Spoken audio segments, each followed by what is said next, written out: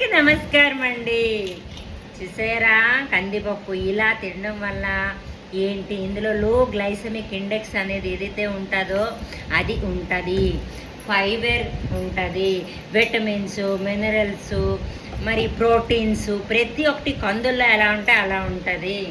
ఇది ఎన్వైర్మెంటలీ ఫ్రెండ్లీ, ఎందుకంటే వాతావరణంకి ఎటువంటి కాలుష్యం కూడా ఈ తిరగల వల్ల ఉండదు. మన బాడీకి చక్కెర, ఏదో చల్లం చక్కెర అనే ఒక యోగాలో కూడా ఒక ఎక్సర్సైజ్ ఉంది. ఇది భుజాలకి, నడుముకి, ఈ బాడీ అంతని స్టాండ్ చేస్తున్న నడుము చుట్టూ ఉన్న మజిల్ పార్ట్కి మంచి ఎక్సర్సైజ్. మరి కరెంట్ ఖర్చు కూడా లేదు, టైం సేవింగ్.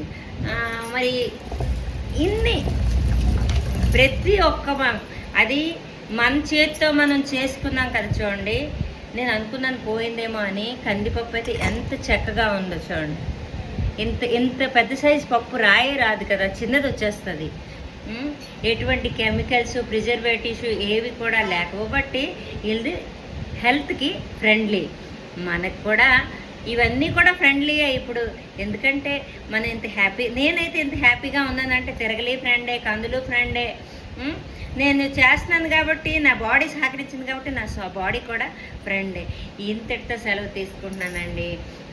ఎలక్ట్రిసిటీ మెయిన్ లేకుండా మన పని అంతా అయిపోతుంది. ఫుడ్ మంచిది, చాలా విషయాలు ఉన్నాయి, కానీ లెందీ అయిపోద్ది వీడియో అని ఆపేసా.